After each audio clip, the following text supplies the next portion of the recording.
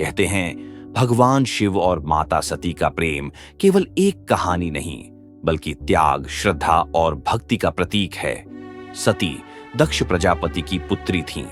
उनका जन्म ही इसीलिए हुआ था कि वे भगवान शिव से विवाह कर सकें। सती बचपन से ही शिव की आराधना करती थीं और उनके प्रति गहरी श्रद्धा रखती थीं। समय आया और सती ने भगवान शिव को पति रूप में प्राप्त किया। शिव और सती का जीवन आनंदमय था। शिव ध्यानमग्न रहते और सती उन्हें स्नेह से पूजती। उनका प्रेम पवित्र और शाश्वत था। लेकिन सती के पिता दक्ष को यह विवाह स्वीकार नहीं था। वह शिव को तुच्छ समझता था, एक जटाधारी, भस्म से लिपटा साधु जो सर्प धारण करता है। एक दिन दक्ष ने एक भव्य यज्ञ आयोजित किया जिसमें उसने सभी देवताओं को आमंत्रित किया, पर भगवान शिव और सती को नहीं बुलाया। सती ने कहा, पिता का यज्ञ है, मैं अवश्य जाऊंगी।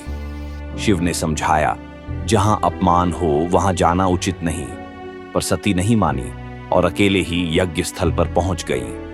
वहां पहुंचकर उन्होंने देखा कोई भी शिव का नाम तक नहीं ले रहा था। दक्ष खुले शब्दों में शिव का अपमान कर रहा था। सती ने पिता से कहा, जिसका तुम अपमान कर रहे हो वही ब्रह्म है, वही सत्य है।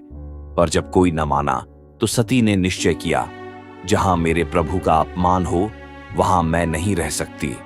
सती ने उसी यज्ञ की अग्नि में प्रवेश कर लिया और अपने प्राण त्याग दिए।